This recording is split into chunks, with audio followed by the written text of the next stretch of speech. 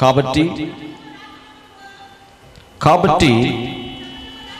సమయము రాకమునుపు అనగా ప్రభు వచ్చు వరకు దేనిని గూర్చియు తీర్పు తీర్చకుడి. ఆయన అంధకారమందలి రహస్యములను వెలుగులోనికి తెచ్చి హృదయములలోని ఆలోచనలను బయలుపరచునప్పుడు ప్రతి వానికిని తగిన మెప్పు దేవుని వలన కలుగును. దేవునికి స్తోత్రం చెప్తాం. హల్లెలూయా. దేవుడు ఈ భూమి మీద మనుషులకు స్వాతంత్ర్యం ఇచ్చాడు, స్వేచ్ఛని ఇచ్చాడు. ఈ భూమి మీద నువ్వు బ్రతుకుతున్నంతసేపు నీకు స్వేచ్ఛ ఉంది. మనకు తెలుసు రెండే రెండు ఉన్నాయి ఈ భూమి మీద, ఒకటి మంచి, ఒకటి చెడు. మంచి ఉంది, చెడు ఉంది.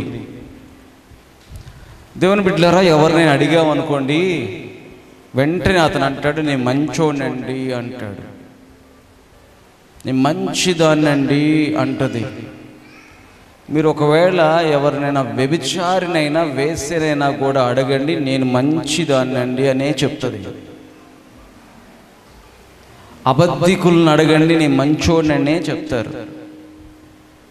దొంగతనం చేసేవాడిని అడగండి, నేను మంచోడనే చెప్తారు. మరి దొంగతనం చేస్తున్నావు కదరా అని అంటే వాళ్ళకు డబ్బులు ఎక్కువైపోయినాయి, అందుకని దొంగతనం చేస్తున్నానని సాకు చెప్తాడు.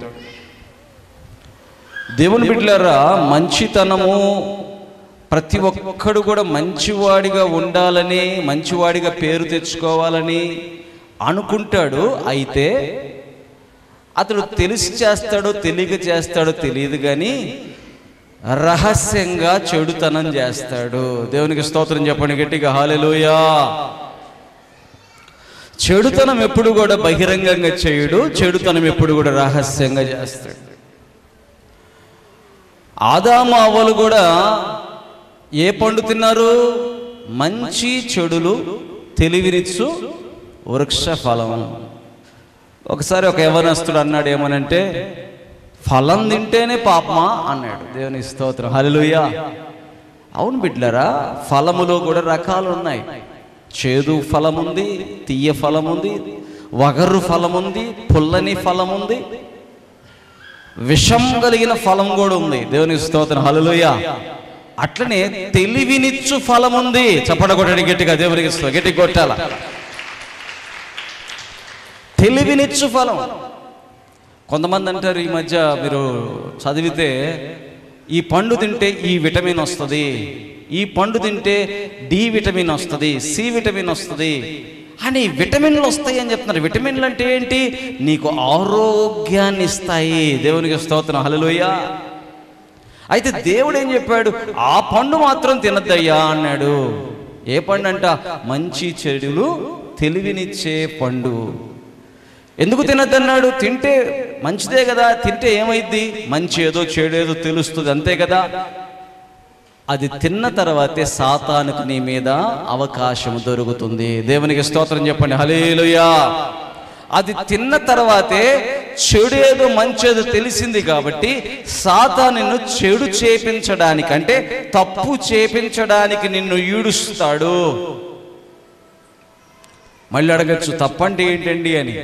తప్పంటే న్యాయము కానిది, తప్పంటే ఇంకొకరిది కావాలనుకోవడం, తప్పంటే నీ భార్యకి అన్యాయం చేయటం, తప్పంటే వేరొకరి పొలమును తీసుకోవడం, తప్పంటే వేరొకరి ఎద్దును తీసుకోవడం, తప్పంటే అక్రమంగా సంపాదించడం. ఇది ఎవరు ఒప్పుకుంటారు? ఈ భూమి మీద ఎవరు కూడా ఒప్పుకోరు. దేవుడు అందుకనే మంచి చెడులు తెలివినిచ్చు వృక్షఫలమును తినద్దయ్యా అని చెప్పాడు. కానీ తిన్నారు మన పితరులు. తినేసిన తర్వాత ఇప్పుడు ఏమైంది? మంచి సంగతి తర్వాత ఆలోచిద్దాం కానీ చెడు చేయడమే ప్రారంభించారు. అంటే కయ్యను హేబేలును చంపేశాడు. తర్వాత చూస్తే కూతుర్లే తండ్రితో పాపం చేశారు. ఇక తర్వాత చూస్తే విచ్చలవిడి అయినటువంటి సంబంధాలు అయిపోయినాయి. భూమి అంతా దేవుడు చూసినప్పుడు చెడుతనమే భూమి మీద ఉంది, కానీ మంచి ఏమీ లేదంట. చప్పట కొట్టండి, గట్టి కొట్టాలి. దేవుని స్తోత్రం. ఎందుకు చప్పట కొట్టమన్నానంటే దేవుడు చూశాడు అని. దానికి దేవునికి స్తోత్రం చెప్పండి. హల్లెలూయా, హల్లెలూయా. ఇక్కడ చదువుకున్న మాట కూడా ఏంటి తెలుసా? అంధకారమందలి రహస్యములను దేవుడు వెలుగులోనికి తెచ్చును అన్నాడు. దేవునికి స్తోత్రం, హల్లెలూయా. అంధకారం అంటే నువ్వు చీకట్లో చేసిన తప్పైనా రేపు వెలుగులో దేవుడు చూపిస్తాడు. అందుకనే నువ్వు తీర్పు తీర్చొద్దు. తీర్పు ఎందుకు తీర్చొద్దు? వాడు దొంగ దొరికాడు, దొరకంగానే వీడంటాడు వాడిని 4 దన్నండి రా, దొంగతనం చేస్తాడు దొంగ, ఎంత పనికి మాలినోడు అని చెప్పి మాట్లాడుతూ ఉంటే నువ్వు ఎక్కడో దొంగతనం చేసిన దాన్ని దేవుడు గుర్తు చేసుకుంటాడు. దేవునికి స్తోత్రం చెప్పండి. హల్లెలూయా. దేవుడు వెంటనే అంటాడు, నువ్వు దొంగతనం చేయకుండా ఉన్నావా లేదా? నువ్వు అబద్ధం ఆడకుండా ఉన్నావా లేదా? నువ్వు మోసం చేయకుండా ఉన్నావా లేదా? అందుకనే నువ్వు ఇతరులకు తీర్పు తీర్చే ముందు నిన్ను నీవే తీర్పు తీర్చుకో. చప్పట కొట్టండి, గట్టి కొట్టాలి. దేవునికి స్తోత్రం. దొరికినాడు కాబట్టి పోలీసులు అతన్ని తీసుకెళ్తారు, పోలీస్ స్టేషన్లో వేస్తారు, తర్వాత కోర్టుకు తీసుకెళ్తారు, కోర్టు అతనికి శిక్ష విధిస్తుంది. అది ఓకే, దాన్ని ఎవరు కూడా సమర్థించరు. కానీ నువ్వేదో మంచివాడు అయినట్టు అతడు దొరికాడు కాబట్టి అతన్ని తన్నండి, అతన్ని శిక్షించండి, అతన్ని అది చేయండి, అతన్ని ఇది చేయండి అని నువ్వు మాట్లాడుతున్నావే, రేపొద్దున నీ జీవితంలో జరిగినటువంటి దేవుడు బయటకు తీసుకొస్తాడంట. అందుకని దేవుని బిడ్డ, నువ్వు తీర్పు తీర్చొద్దు. తీర్పు తీర్చడం అనేది మానుకోవాలి. దేవునికి స్తోత్రం చెప్పండి. హల్లెలూయా. కొంతమంది ఈరోజు ఈ మధ్య తేరగా దొరుకుతారు కదా పాస్టర్లు. పాపం పాస్టర్లు తిరిగి అనలేరుగా. అనేవాడికి చెప్పండి ఈసారి, ఆ ఎస్ఐ నన్నురా పోయా అని. బాబు మనకెందుకులేండి, ఆ ఎస్ఐతో మాకొద్దులే అంటారు. లేకపోతే ఆ రౌడీ, ఆ మూల సందులో రౌడీ ఉన్నాడు, ఊరకనే పోయి వాళ్ళని బెదిరించి డబ్బులు తీసుకుని వాడికి చెప్పిరా పో అంటే, అబ్బో నేను చెప్పలే. ఎవరు చెప్తారంట? ఈయన ఏమి అనని తిరిగి మళ్ళీ అనలేని పాస్టర్ అని అంటాడంట. ఏయ్ పాస్టరు, నువ్వు డబ్బుల కోసం చేస్తున్నావు సేవ, నువ్వు దేనికోసం చేస్తున్నావు సేవ? కొంతమంది ఎంక్వైరీలు చేయడానికి వస్తారు. ఎంక్వైరీలు ఏం చేస్తున్నాడా ఆయన? ఇంతమందికి భోజనం పెడుతున్నామే, అది చాలదా? దేవునికి స్తోత్రం చెప్పండి. హల్లెలూయా. వారానికి ఒకసారి ఇంతమందికి భోజనం పెట్టడానికి దేవుడు నాకు అవకాశం ఇచ్చాడు, నాకు అదే సంతోషం. చప్పట కొట్టండి గట్టిగా. దేవునికి స్తోత్రం కలుగునుగా. నువ్వెప్పుడైనా నలుగురికి భోజనం పెట్టావా? ఎవరిని అంటున్నానంటే విమర్శించేవాడిని అంటున్నా. అదే ఎవరినైనా ఒక 10 మందికి భోజనం పెట్టావా ఎప్పుడన్నా? నీకు వచ్చిన డబ్బుల్లో నువ్వు తీసి నువ్వు ఎంత దేవుడి పని చేసావు? సువార్త ప్రకటించావు? ఎవరికైనా భోజనం పెట్టావా? ఎవరి కోసమైనా ప్రార్థన చేసావా? ఏమి చేయడంట. చేసే వాళ్ళని మాత్రం ఏం చేస్తుంటాడు? తీర్పు తీరుస్తుంటాడు. చేసేవాళ్ళని తీర్పు తీరుస్తాడు. ఎందుకంట చేసేవాళ్ళే కనపడుతున్నారు కాబట్టి. చప్పట కొట్టండి గట్టిగా. దేవునికి స్తోత్రం కలుగునుగా. హల్లెలూయా. చేసేవాళ్ళే కనపడుతున్నారు కాబట్టి చెయ్యనోడు కనపడ్డు. చెయ్యనోడు ఎవరికి కనపడ్డు? చేసేవాడే కనపడతాడు. అంతే కదండి. ఈరోజు ఖమ్మం నుంచి వచ్చారంట ఆ సహోదరులు. ఎక్కడి నుంచి? ఖమ్మం. కొంతమంది చెన్నై నుంచి కూడా వస్తున్నారు. దేవునికి స్తోత్రం. హల్లెలూయా. అయితే మీకు ఒక విషయం చెప్తున్నా. చెన్నై నుంచి వచ్చేవాళ్ళు నన్ను ఏం చేశారంటే, చెన్నైకి మీరు ఖచ్చితంగా వచ్చి మీటింగ్ పెట్టాలని చెప్పి వాళ్ళే వాళ్ళ సొంత ఖర్చులతో అక్కడ మీటింగ్ ఏర్పాటు చేసుకొని నన్ను పిలుస్తున్నారు. దేవునికి స్తోత్రం చెప్పండి. హల్లెలూయా. అది ఈ నెల జూలై కదా, 11వ తేదీ. 11 అంటే వచ్చే గురువారం. అంటే ఈ గురువారం కాకుండా ఆ పై వచ్చే గురువారం 11వ తేదీ. మీ బంధువులు కానీ స్నేహితులు కానీ చెన్నై పట్టణంలో ఉంటే వాళ్ళకి చెప్పండి, అంబత్తూర్ అనే ప్రాంతంలో గౌతమి ఫంక్షన్ హాల్లో ప్రేయర్ జరుగుతుంది 11 సాయంత్రం. ఎక్కడెక్కడి నుంచి వచ్చారంట? చెన్నై నుంచి ఇక్కడికి వస్తున్నారు. కారణం ఏంటి? అక్కడ ప్రార్థన చేస్తున్నాడయ్యా మదన్ బాబు పాస్టర్. ఏం చేస్తున్నాడు ఆయన? ఏం చేస్తున్నాడయ్యా చెప్పండి, ఏం చేస్తున్నాడని చెప్పుకుంటున్నారు. ఆయన మదన్ బాబు పాస్టర్ ఆయన అక్కడ ప్రార్థన చేస్తున్నాడయ్యా అనగానే ఖమ్మం నుంచి ఒకళ్ళు, గిద్దలూరు నుంచి ఒకళ్ళు, ఇటు మాచర్ల నుంచి, అటు చీరాల నుంచి, లేకపోతే అటు చెన్నై నుంచి, ఎక్కడెక్కడి నుంచో వచ్చి ఇక్కడ ఏం చేయించుకుని వెళ్తున్నారు? ప్రార్థన చేయించుకుని వెళ్తున్నారు. చప్పట కొట్టండి గట్టిగా, గట్టి కొట్టాలి. దేవునికి స్తోత్రం. మ్యాజిక్లు చేస్తున్నాం ఇక్కడ. ఏమన్నా మ్యాజిక్ అంటే తెలుసా? కనికట్టు. మ్యాజిక్ అంటే ఏంటి? కనికట్టు. కనికట్టు అంటే ఏంటి తెలుసా? ₹1 తీసుకుంటాడు, ఆ రూపాయి ఇలా చూపిస్తాడు, చూపించి ఏం చేస్తాడు? ఇలా దాచిపెడతాడు. ఇక్కడే ఉంటుంది రూపాయి. ఎక్కడ దాచిపెట్టుకుంటాడు? వెనక దాచిపెట్టుకుంటాడు. దాచిపెట్టుకొని చూడండి రూపాయి మాయమైపోయింది అంటాడు. దేవుని స్తోత్రం. రూపాయి ఎక్కడుంది? వెనకే. మ్యాజిక్ చేసే వాళ్ళందరూ ఏం చేస్తారంటే మన కళ్ళకి ఏం చేస్తారు? కనికట్టు చేస్తారు. అంటే ఆ రూపాయి ఎక్కడే ఉంటుంది, ఎక్కడికి పోదు. కానీ నేను ప్రార్థన చేస్తే మీ ఒంట్లో స్వస్థత దేవుడు దయచేస్తున్నాడు అంటే అది కనికట్టెట్టయిద్ది. దేవునికి స్తోత్రం చెప్పండి. హల్లెలూయా. అది మ్యాజిక్ ఎట్టయిద్ది? మ్యాజిక్ అంటే నేను చేసేది నా దగ్గరే ఉంటుంది. మ్యాజిక్ అంటే ఏంటండి చెప్పాలా? మ్యాజిక్ అంటే ఏంటి? ₹1 తీసుకొని ఇలా చూపించి మళ్ళీ అది ఇక్కడ దాచిపెట్టుకుంటే మా కనికట్టు. కానీ ప్రార్థన అంటే ఏంటి? కొంతమంది ఏమంటారు ప్రార్థన అది మ్యాజిక్ చేస్తున్నాడు అయ్యా అతను. మ్యాజిక్ అంటే ఎట్లా కుదురుద్ది? రెండిటికి పోలిక. మ్యాజిక్ వేరు, ప్రార్థన వేరు. మ్యాజిక్ అంటే తన దగ్గర వస్తువుని తన దగ్గర దాచిపెట్టుకుంటాడు మ్యాజిక్ లో. దేవునికి స్తోత్రం. హల్లెలూయా. ప్రార్థన అంటే ఏంటి? తను ప్రార్థన చేస్తే ఎదుటి వ్యక్తిలో దేవుడు స్వస్థత చేస్తున్నాడు. చప్పట కొట్టండి గట్టిగా. దేవునికి స్తోత్రం. గట్టి కొట్టాలి. హల్లెలూయా. ఇప్పుడు తీర్పు తీర్చే వాళ్ళు ఏం చేస్తారు? ఏదో ఒకటి మాట వేసేస్తుంటారు. అది మ్యాజిక్ అంటాడు. ఇంకోటి ఏమంటాడు? అతనికి దెయ్యం పట్టింది అంటాడు. ఎవరికి? సేవకుడికి ఏం పట్టిందంట? నోటికి ఏదొస్తుంది మాట్లాడేస్తాడు. దెయ్యం పట్టిందండి ఆయనకి, దెయ్యాలు ఎలగొడుతున్నాడు కదా, దెయ్యం బట్టి దెయ్యాలు ఎలగొడుతున్నాడు అంటాడు. అనగానే దేవుని బిడ్డలారా, యేసు ప్రభువుని కూడా ఏమన్నారు తెలుసా? దెయ్యం బట్టి దెయ్యాలు ఎలగొడుతున్నాడు అన్నారు. దేవునికి స్తోత్రం చెప్పండి. హల్లెలూయా. లూకాసు వార్త 11వ అధ్యాయం. లూకాసు వార్త 11వ అధ్యాయం 15వ వచనం చదవండి. 11:15.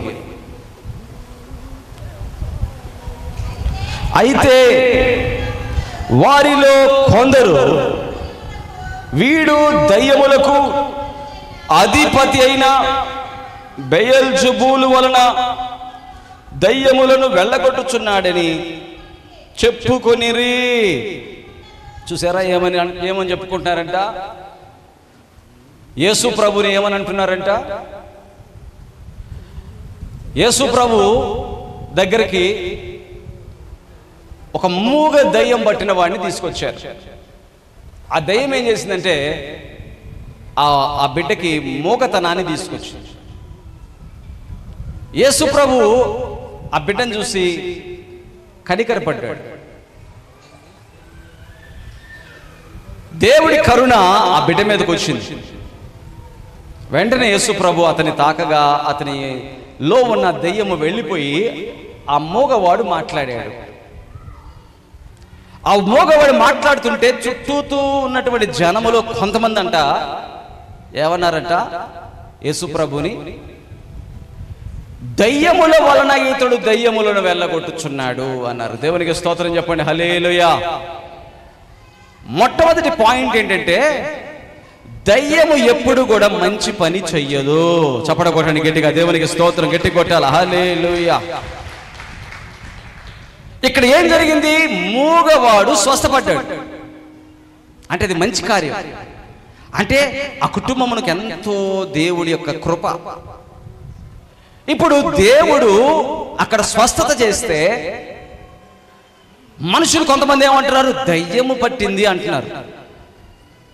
అందుకని యేసు ప్రభు అన్నాడు, నన్ను మీరు విమర్శించినా నాకు మీరు తీర్పు తీర్చినా మీకు క్షమాపణ ఉంటుంది, కానీ పరిశుద్ధాత్మకు విరోధంగా మాట్లాడితే మీకు పాప క్షమాపణ ఉండదు. చప్పట కొట్టండి గట్టిగా. గట్టి కొట్టాలి. దేవునికి స్తోత్రం.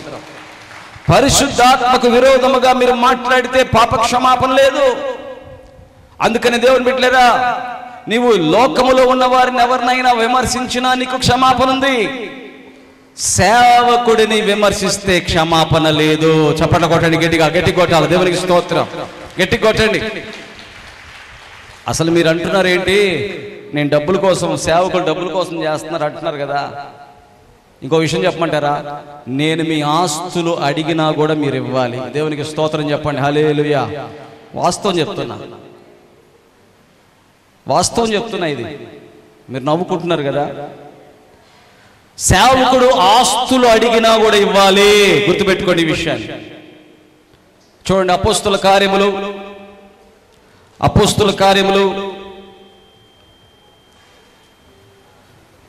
5వ అధ్యాయం 4వ అధ్యాయం, అపోస్తుల కార్యములు 4వ అధ్యాయం 34వ వచనం చదవండి. అపోస్తుల కార్యములు 4:34. ఏమిటండి? బాగా అందరు తీశారా? అందరు తీశారా? చదవండి. అక్కడ ఉందా? వాక్యమేనా? అది దేవుడి వాక్యమేనా? దేవుడి వాక్యమేనా? మీ చేతిలో ఉంది, చదవండి ఇప్పుడు. భూములైనను ఇండ్లనైనను కలిగిన వారందరూ వాటిని అమ్మిన వాటి వెల తెచ్చి అపొస్తలుల పాదముల యొద్ద పెట్టుచూ వచ్చిరి. చప్పట కొట్టండి గట్టిగా. దేవునికి స్తోత్రం, గట్టి కొట్టండి. ఏమమ్మారంట? దేవుడి పని కొరకు ఏది ఇచ్చినా అది తక్కువే. దేవునికి స్తోత్రం చెప్పండి. హల్లెలూయా. అలాంటప్పుడు సేవకుడు డబ్బుల కోసం చేసేది ఏంది? సేవకుడు సేవ డబ్బులతోనే చేస్తాడు, తన కోసం చేయడు. దేవునికి స్తోత్రం చెప్పండి. హల్లెలూయా. సేవకుడు సేవ దేవుడి పని విస్తరించబడ్డానికి చేస్తాడు, తన కోసం ఏది చేసుకోడు. అపొస్తలుల దగ్గరికి ఎందుకు తీసుకొచ్చారు? పొలాలన్నీ, భూములన్నీ అంటే దేవుడి పనిని వారు విస్తరింపజేస్తున్నారని చెప్పి వారుకున్న ప్రతి స్థిర ఆస్తినంతా తీసుకొచ్చి పాదాల దగ్గర పెట్టేశారు. దేవునికి స్తోత్రం. హల్లెలూయా. ఈరోజు మీరు ఇచ్చేటువంటి 10 రూపాయలు, 20 రూపాయలు, 100 రూపాయలు, లేదా మీకు శక్తి కొలది. దేవునికి స్తోత్రం. హల్లెలూయా. మేమేమంటున్నాం? మీ శక్తి కొలది, మీ ప్రేమ కొలది. దేవునికి స్తోత్రం చెప్పండి. హల్లెలూయా. ఎందుకు ఈ మాట చూపించానంటే, సేవకుడు అడిగితే ఆస్తి కూడా అమ్మి దేవుడి పనికి ఇవ్వాల్సిందే. దేవునికి స్తోత్రం చెప్పండి. హల్లెలూయా. కానీ అలా నేను అడగట్లా. దేవునికి స్తోత్రం. అలా ఈ రోజుల్లో ఏ సేవకులు కూడా అడగట్లా. దేవునికి స్తోత్రం. అంటే ఈ సేవకులు ఇంకా మంచి వాళ్ళ కాదా? చప్పడ కొట్టండి గట్టిగా. దేవునికి స్తోత్రం, గట్టి కొట్టండి. ఫార్ బెటర్, చాలా మంచోళ్ళు. హల్లెలూయా. మీరు చిన్న చూసుకుంటారు. దేవునికి స్తోత్రం. హల్లెలూయా. మీ ఇంటికి వచ్చి మీ ఇళ్ళు అమ్మేదమ్మా దేవుడి సేవ చేద్దాం అనరు. దేవునికి స్తోత్రం. హల్లెలూయా. కాబట్టి దాంట్లోనే ఇంకా తీర్పు తీర్చాలా? ఇంకేం తీర్పు తీర్చాలి? దేవునికి స్తోత్రం. ఏం తీర్పు తీర్చాలా? దేవుడు అంటాడు, తీర్పు తీర్చొద్దు. హల్లెలూయా. ప్రతి వానికి వాడు చేసే పనిని బట్టి వాడికి మెప్పు కలుగుతుంది.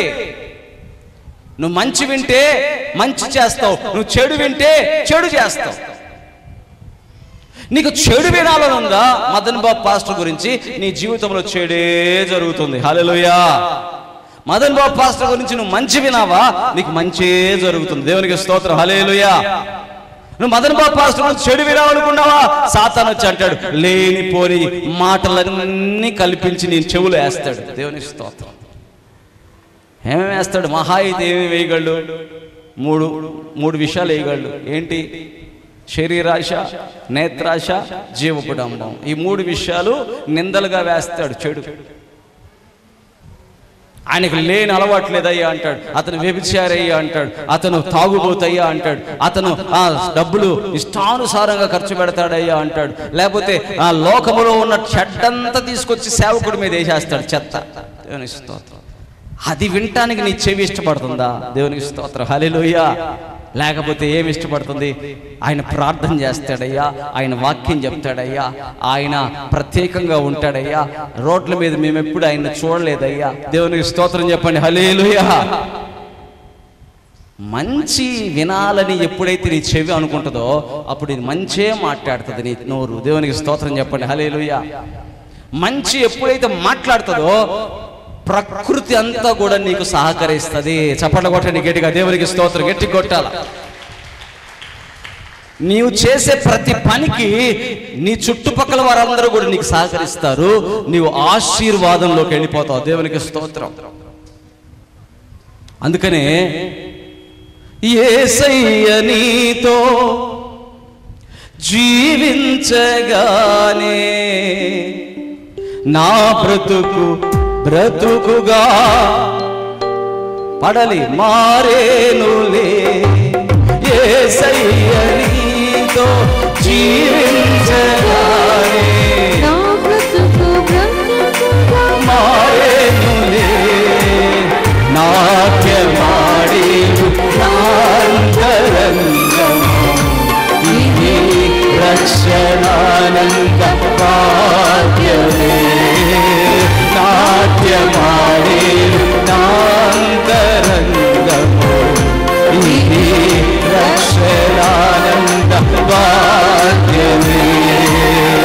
సుగుణాల సంపన్నుడా స్తుతిగానాల వారసుడా జీవింతును నిత్యము నీ నీడలో ఆశ్రయింతును నీ మాటల మకరందము. జీవింతును నిత్యము నీ నీడలో ఆశ్రయింతును నీ మాటల మకరందము. సుగుణాల ఎంత అంతరంగము హల్లెలూయా. దేవుడు ఏం చేస్తాడు? అంతరంగములో ఉన్న విషయాలను బయటికి తీసుకొస్తాడు. హల్లెలూయా. ఈ బిడ్డ అంతరంగంలో ఏముంది? ఈ బిడ్డ అంతరంగంలో ఏముంది? ఒకళ్ళ అంతరంగంలో వైన్ షాప్.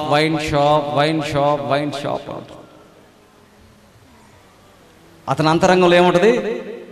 అతను ఎక్కడికి వెళ్ళినా వైన్ షాప్కి వెళ్ళాలి. ఇంకొకటి అంతరంగంలో ఏముంటుంది? ప్యాకాట్కి వెళ్ళాలి. ఇంకొకటి అంతరంగంలో ఏముందండి? పక్కోడి భార్య బాగుంది. పక్కోడి భార్యను చూస్తే దేవుడు శిక్షించడా? దేవునికి స్తోత్రం చెప్పండి. శిక్షించడా? దేవుడు చూస్తా ఊరుకుంటాడా? చెప్పాలా? ఇర్మియా గ్రంథం 5వ అధ్యాయం 8వ వచనం చదవండి. ఇర్మియా గ్రంథం 5:8. ఇర్మియా గ్రంథం 5:8.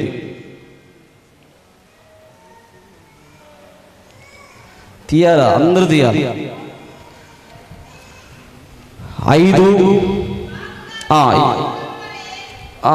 7వ వచనం చదవం. 7 నుంచి చదవండి. నీ పిల్లలు నన్ను విడిచి దైవము కాని వాటి తోడని ప్రమాణము చేయుదురు. నేను వారిని తృప్తిగా పోషించినను వారు వ్యభిచారము చేయుచు వేశ్యల ఎండలో గుంపులు కూడుదురు. నేను ఎట్లు నిన్ను క్షమించుదును?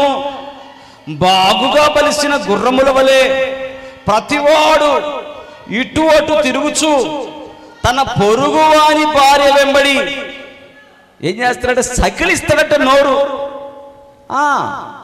పొరుగువాడి భార్య కనపడితే జోరు హిహిహి అంటుంటాడంట. సకిలించడం అంటే తెలుసు కదా. గుర్రం సకిలిచ్చి చూడండి, భార్య మాట్లాడుతుంటే నమస్కారం నీకేం నమస్కారం అంటుంటాడు. పక్కన వాళ్ళ భార్య మాట్లాడితే నోరంతా సకిలిస్తుంటాడు. హల్లెలూయా. నోరంతా అంత ఇంపుకుంటుందంట పక్కనోడి భార్య మాట్లాడుతుంటే. దేవునికి స్తోత్రం. హల్లెలూయా. దేవుడు అటువంటి వ్యక్తులను వారి అంతరంగంలో ఏముందంట?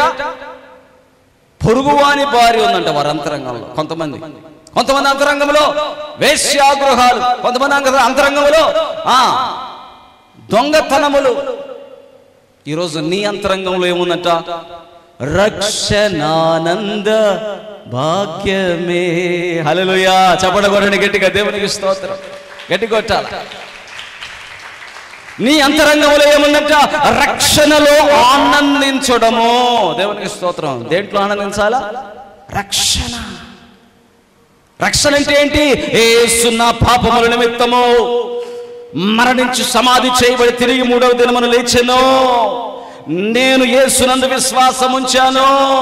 ఆయన రాకడ వరకు నేను నిరీక్షిస్తాను. రక్షణ. హల్లెలూయా. నిరీక్షిస్తావా? నిరీక్షిస్తాను.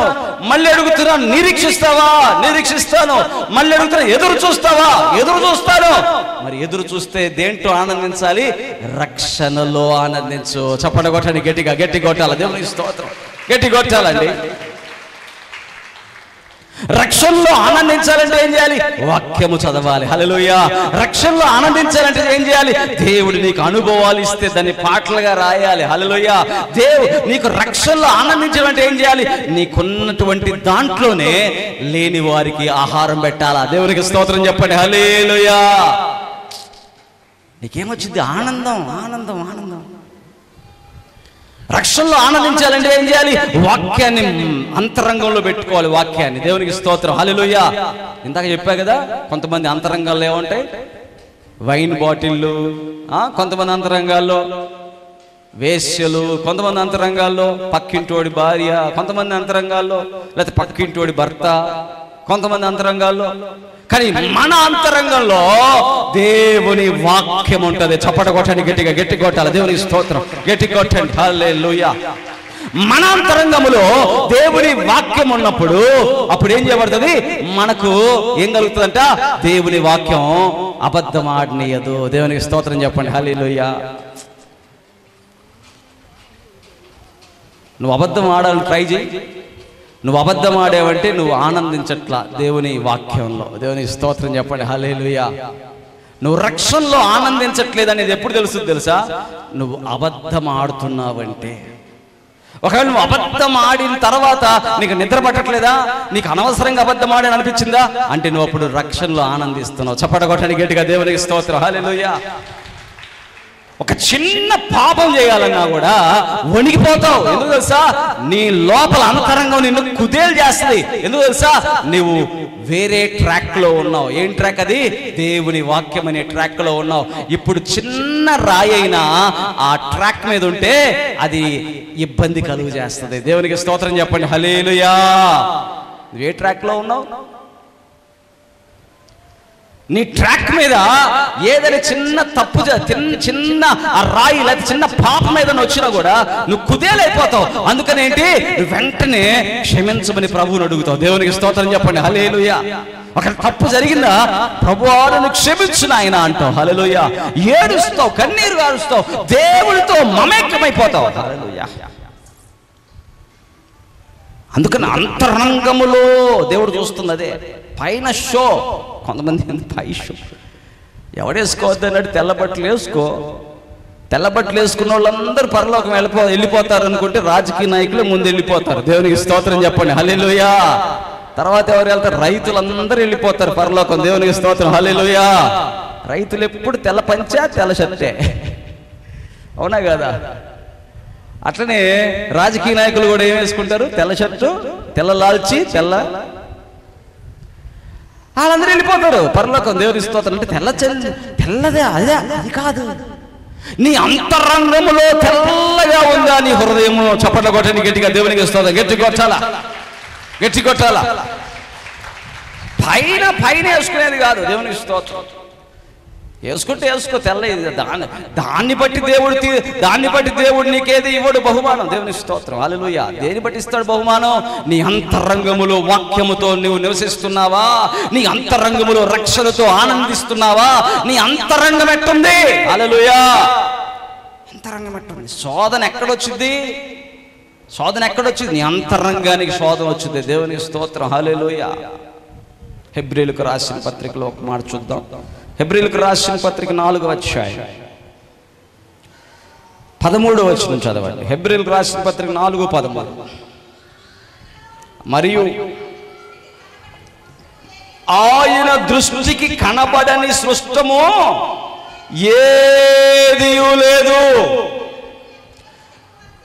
మనము ఎవరికి లెక్క అప్పజెప్పవలసి ఉన్నదో ఆ దేవుని కన్నులకు సమస్తమును మరుగులేక తేటగా ఉన్నది. దేవునికి స్తోత్రం చెప్పండి. హల్లెలూయా. బాబు నా ఎగ్జామ్ రాసి పెట్టయ్యా అని ఇంకో ఎగ్జామ్ రాసి పెట్టేవాడిని ఎవడని అడుగుతాడా? దేవునికి స్తోత్రం. పరీక్షలు రాశారు మీ పిల్లలు, వాడు పరీక్ష రాస్తుంటాడు, ఆ పక్కన ఉన్నాడు అంటాడు, ఎవరి నా పరీక్ష రాసి పెట్టిరా అన్నాడు. నీ పరీక్ష రాసి పెడితే నా పరీక్ష వాడు రాస్తాడు రా. దేవుని స్తోత్రం. హల్లెలూయా. నాది రాసి పెట్టిరా అంటే, నీది రాసి పెడితే నాకు సమయం సరిపోదురా, ఉన్నది 2.5 గంటే నా పరీక్షను రాసుకొని. ఎందుకంట ఇక్కడ రాసిన దాన్ని బట్టి నాకు అక్కడ మార్కులు ఉంటాయి. దేవునికి స్తోత్రం చెప్పండి. హల్లెలూయా. ఇక్కడ రాసిన దాన్ని బట్టి నాకు అక్కడ మార్కులు ఉంటాయా? మరి కొంతమంది ఏంది, వాళ్ళ పరీక్షను పక్కన పెట్టి పక్కన వాళ్ళ పరీక్షలు రాస్తున్నారు. దేవునికి స్తోత్రం చెప్పండి. హల్లెలూయా. ఈ భూమి మీద చాలా మంది అండి, వాడి భక్తి వాడు చూసుకోడు, వాడి ప్రార్థనా జీవితం వాడు చూసుకోడు, వాడి అంతరంగాన్ని వాడు చూడు. లేస్తే పక్కనోడు ఎట్టున్నాడా, వాడెట్టున్నాడా, వీడెట్టున్నాడా?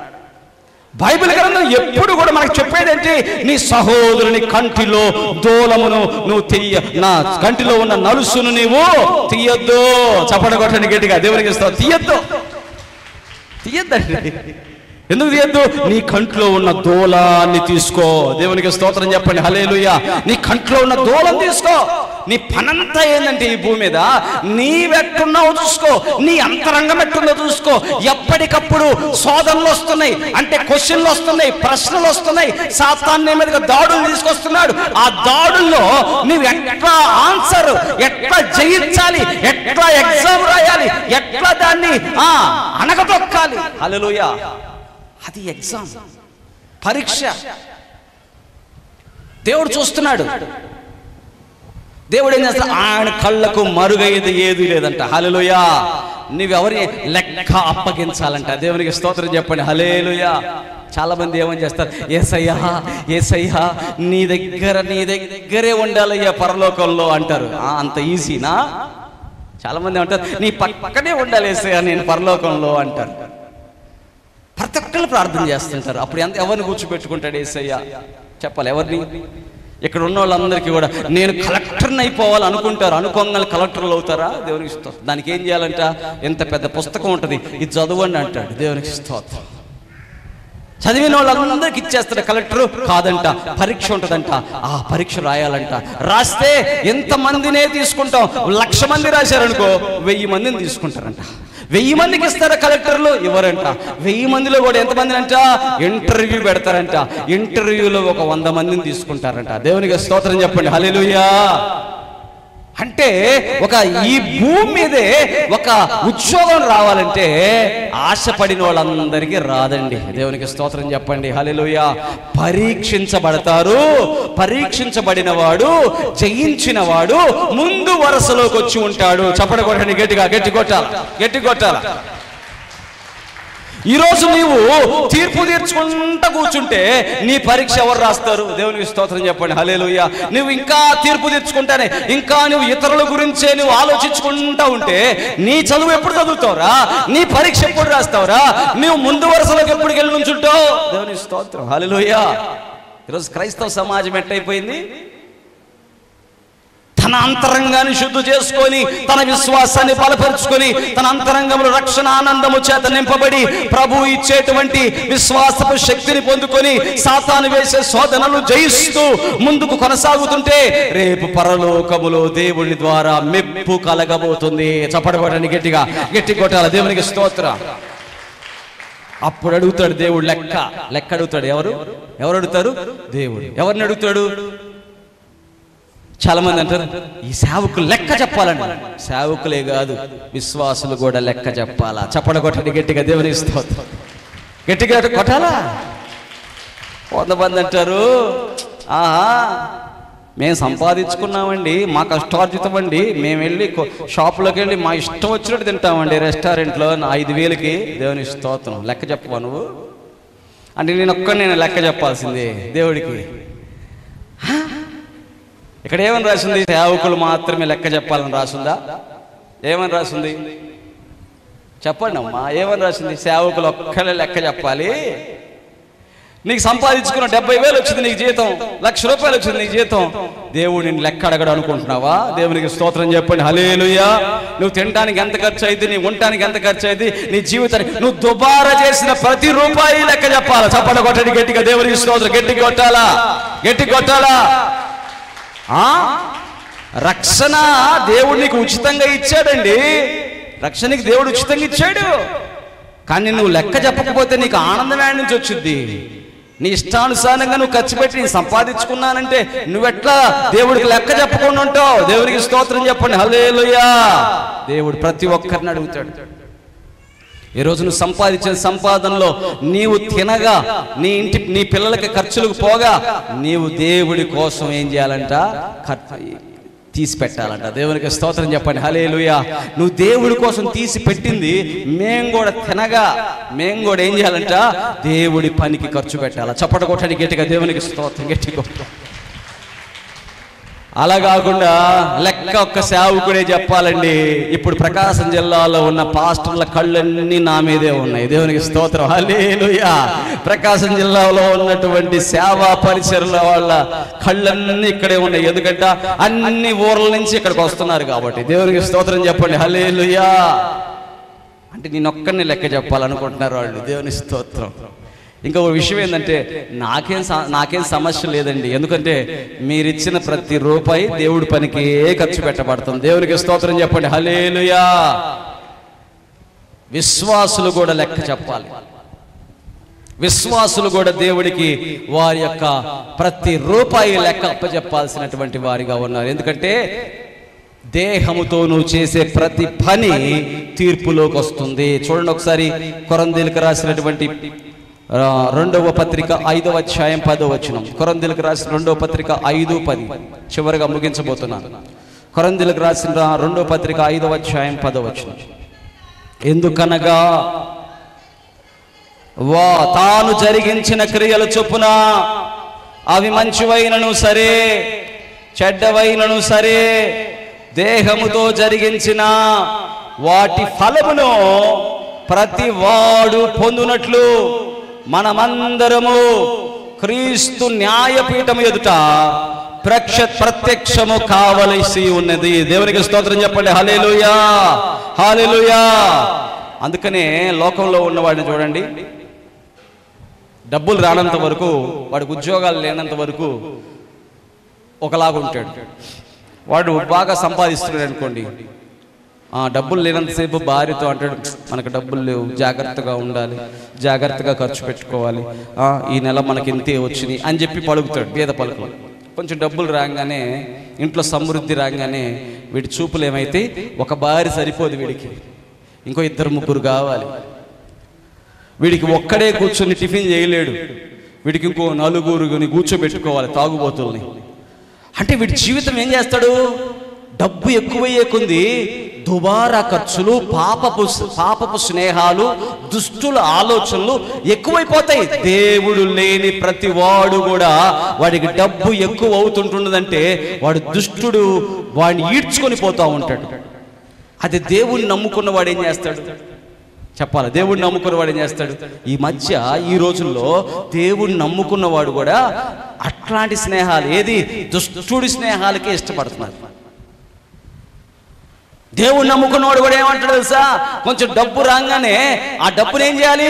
సువార్తకు ఖర్చు పెట్టాలి. చప్పట కొట్టండి గట్టిగా, దేవునికి స్తోత్రం. ఒకవేళ పాస్టర్ గారి మీద నమ్మకం లేదా, నువ్వే చేసావా? దేవునికి స్తోత్రం చెప్పండి, హల్లెలూయా. ఆ పాస్టర్ గారికి డబ్బులు ఇవ్వాలని నీకు మనసులో లేదు, నువ్వే చేసావా? నువ్వే ఒక 10,000 కరపత్రికలు కొట్టించు. దేవునికి స్తోత్రం, హల్లెలూయా. ఎన్ని కరపత్రికలు చెప్పండి? ఒక 10,000 కరపత్రికలు కొట్టించు. నువ్వు ఎక్కడికి వెళ్ళి బస్ దగ్గర డిస్ట్రిబ్యూట్ చేయి, ట్రైన్ దగ్గర డిస్ట్రిబ్యూట్ చేయి. నువ్వు చెయ్యాలనుకుంటే చాలా ఉంది, నువ్వు చేయలేవా? సమయం లేదా నీకు? ఒక సేవకుడికి, చేస్తున్న సేవకుడు చూసుకో, ఎవరికి ఇవ్వాలి? చేసే సేవకుడికి ఇవ్వండి. చప్పట కొట్టండి గట్టిగా, దేవునికి స్తోత్రం. అంటే నువ్వు చేసేదేదైనా, అది మంచిదైనా చెడ్డదైనా, నీ దేహముతో చేసేదేదైనా కూడా నీవు రేపు క్రీస్తు న్యాయపీఠం ఎదుట దానికి ప్రతిఫలము నువ్వు తీసుకోవాలి. దేవునికి స్తోత్రం చెప్పండి, హల్లెలూయా. ఏంది పాస్టర్ గారు అంటే నరకానికి వేస్తాడా దేవుడు అంటారేమో. నరకానికి వేయడు. యేసుప్రభు నమ్ముకున్న వాళ్ళు ఎవరు నరకానికి పోరు. మరి ఏమైద్దా? ముందున్న వాడికి వెనకున్నవాడు ఏమవుతాడు? దాసుడు అవుతాడు. దేవునికి స్తోత్రం చెప్పండి. హల్లెలూయా. కలెక్టర్కి కింద ఉన్న వాళ్ళు బంట్రోతుంటాడు, కలెక్టర్కి కింద పిఏ ఉంటాడు, అసిస్టెంట్ ఉంటాడు, కలెక్టర్కి కింద చాలా మంది ఉంటారు. వాళ్ళందరూ ఎవరు చెప్పింది చేయాలి?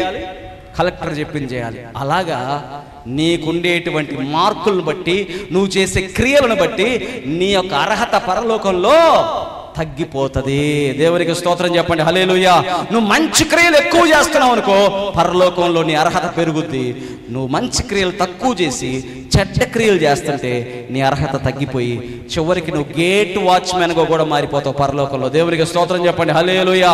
గేట్ వాచ్మెన్ అంటే 1 సంవత్సరం 2 సంవత్సరాలు కాదు, యుగ యుగములు గేట్ వాచ్మెన్ గానే ఉంటావు. దేవునికి స్తోత్రం చెప్పండి. హల్లెలూయా. యుగ యుగములు. మళ్ళీ చదవండి ఆ వచనాన్ని, ఇంటికి వెళ్ళి కూడా చదువుకోండి. మళ్ళీ ఏమంట? క్రీస్తు న్యాయపీఠం ఎదుట నువ్వు ప్రత్యక్షం కావాలి. నువ్వు చేసిన మంచికైనా చెడ్డకైనా నీకు దాని వలన ఫలము కలుగుతుంది. దేవునికి స్తోత్రం. రివార్డ్ అంటూ ఉంటుంది. దేవునికి స్తోత్రం. నువ్వు చెడు చేస్తే నీకేం రివార్డ్ ఉంటుంది? హల్లెలూయా.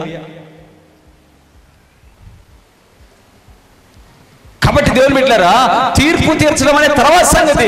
నా అంతరంగాన్ని ముందు చూసుకుందాం, నా అంతరంగాన్ని రక్షణలో నడుపుకుందాం. నేను ఎలాంటి స్థితిలో ఉన్నాను? నాకు డబ్బులు ఎక్కువగా, ఈరోజు నాకు ఒక 5,000 మిగిలితే ఈ 5,000 నేను దుబారాగా ఖర్చు పెట్టానా, పాడు చేశానా, లేకపోతే సువార్త ఖర్చు పెట్టానా, ఏం చేస్తున్నా నేను అని ఒక్కసారి ప్రశ్న వేసుకోవాలి. దేవునికి స్తోత్రం చెప్పండి. హల్లెలూయా. ఈ రోజు ఉంటుంది చూడండి మీ జీవితాల్లో, ఏందండి మేము సంపాదించుకుంది మేము ఖర్చు పెట్టుకోకూడదు అంటారేమో. నాకు ఖర్చు పెట్టద్దు. దేవునికి స్తోత్రం చెప్పండి. హల్లెలూయా. నాకు ఖర్చు పెట్టద్దు.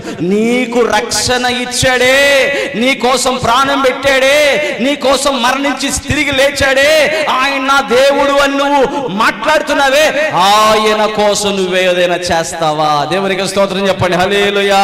ఆయన కోసం నువ్వు కనీసం ఒక మందిరం కట్టిస్తావా? కనీసం కింద ఏదైనా, దేవుని బిడ్డలారా, దేవుడి కొరకు నువ్వేం చేస్తావు? దేవునికి స్తోత్రం. లేకపోతే ఒక సేవకుడికి ఒక 5,000 రూపాయలు గిఫ్ట్ ఇచ్చి వస్తావా? దేవునికి ఎవరికో నేను చెప్పనుది ఆ మాట, నీ మనస్సుకు నచ్చింది. దేవుడి పని ఏం చేస్తాడు అది నువ్వు చేస్తే పరలోకంలో రాస్తాడు నా దేవుడు. దేవునికి స్తోత్రం చెప్పండి. హల్లెలూయా. రాసి పెడతాడు నా దేవుడు. బైబిల్ గ్రంథములో ఇక్కడ రాయబడినటువంటి పేర్లన్నీ కూడా అబ్రహాము గురించి, ఇస్సాకు గురించి, ఇదిగో యాకోబు గురించి, ఇవన్నీ కూడా పరలోకములో రాసినటువంటి ఆ అక్షరాలు ఈ భూమి మీద సేవకుల ద్వారా రాయించి మనకు చేతుల్లోకి ఇచ్చాడు. దేవునికి స్తోత్రం చెప్పండి. హల్లెలూయా. ఇవందరూ ఎవరు రాశారనుకుంటున్నారు? పరిశుద్ధాత్మ దేవుడే రాయించాడు. ఒక్కొక్క సేవకుడిని ప్రేరేపించి అబ్రహాం గురించి రాయి, అబ్రహాం జీవితం ఎలా ఉంది అని చెప్పి రాయించాడు. ట్రాన్స్పరెంట్ గా మంచి రాయించాడు, చెడు రాయించాడు. దేవునికి స్తోత్రం చెప్పండి. హల్లెలూయా. అంటే ఏంటి అర్థం? దేవుడు దాచిపెట్టేవాడు కాదు. చప్పడగొట్టండి గట్టిగా, గట్టి కొట్టాల. దేవునికి స్తోత్రం. నువ్వేమనుకుంటావు? నీ భార్య దగ్గర నా చెడు దాచిపెట్టాలనుకుంటావు, కానీ దేవుడు దాచిపెట్టడు. దేవునికి స్తోత్రం చెప్పండి. హల్లెలూయా. నువ్వు చెడు చేస్తే చెడు, మంచి చేస్తే మంచి, రెండు నీ ముందు ఉంటాయి. దేవునికి స్తోత్రం చెప్పండి. హల్లెలూయా. ఒక గ్రంథం తెరవబడిద్దంట. ఆ గ్రంథములో నీ గురించి రాయబడినవన్నీ కూడా చదువుతారంట. దేవునికి స్తోత్రం చెప్పండి. చివరిగా ఒకసారి చూడండి, ప్రకటన గ్రంథము, ప్రకటన గ్రంథము చివరిగా చూడండి. దేవుని బిడ్డలారా, ప్రకటన గ్రంథం 20వ అధ్యాయం 12వ వచనం. ప్రకటన గ్రంథం 20:12. గొప్పవారేమి కొద్దివారేమి మృతులైన వారందరూ ఆ సింహాసనం ఎదుట నిలవబడి ఉండుట చూచితిని. అప్పుడు గ్రంథములు విప్పబడెను, మరియు జీవ గ్రంథమును వేరొక గ్రంథము విప్పబడెను. ఆ గ్రంథముల యందు రాయబడి ఉన్న వాటిని బట్టి తమ క్రియల చొప్పున మృతులు తీర్పు పొందిరి. దేవునికి స్తోత్రం చెప్పండి. హల్లెలూయా. ఆ గ్రంథములో రాయబడిన దాని చొప్పున ఏం రాశాడు? వారి క్రియల చొప్పున. చప్పడగొట్టండి గట్టిగా. దేవునికి స్తోత్రం. ఈరోజు నువ్వు ఎటు చూస్తున్నా అది రాయబడుతుంది. దేవునికి స్తోత్రం. ఏం చేస్తున్నా రాయబడుతుంది, ఎటువైపు నడుస్తున్నా రాయబడుతుంది. నువ్వు ఏం చేస్తున్నావో నీ తల్లిదండ్రులకు తెలియకపోవచ్చు. దేవుని బిడ్డ, నా యేసయ్యకు మరుగు లేదు. దేవునికి స్తోత్రం. అందుకని నువ్వు చేసే పనులన్నీ దాచిపెట్టుకొని పక్కన వాడిని తీర్పు తీర్చగాకో. దేవునికి స్తోత్రం చెప్పండి. హల్లెలూయా. నీకు తీర్పు ఉంది, జాగ్రత్త. ఎందుకు చెప్తున్నా ఈ మాట తెలుసా? హెచ్చరిస్తున్నా. ఏంటి తెలుసా? నీ అంతరంగములో నీవు రక్షణానందాన్ని పొందు, మంచి క్రియలు చేయడం ప్రారంభించు. దేవుడు నీకు సమృద్ధి ఇచ్చాడా, వాడితో నువ్వు సంతోషించిన తర్వాత గిన్నె నిండి పొర్లిపోవాలి. అంటే పొర్లినది వేరొకరికి చెందాలి. దేవునికి స్తోత్రం చెప్పండి. హల్లెలూయా. అందుకనే పరిగా వదిలిపెడతారంట. దేవునికి స్తోత్రం. పొలాల్లో రైతులు ఏం చేస్తారు? పరిగని వదిలిపెడతారా? కింద పడిని వదిలిపెడతారా? లేదు, అవి కూడా తెచ్చుకుంటారా? అక్కడ ఎవరంట? కూలి వాళ్ళు, ఆకలి కొనిన వారు వాటిని ఏరుకుంటారట. దేవునికి స్తోత్రం చెప్పండి. హల్లెలూయా. ఈరోజు దేవుని బిడ్డ, నీ క్రియలు మంచి క్రియలుగా మార్చబడాలని దేవుడు కోరుతున్నాడు. అట్టి కృప దేవుడు మనకు దయచేయును గాక.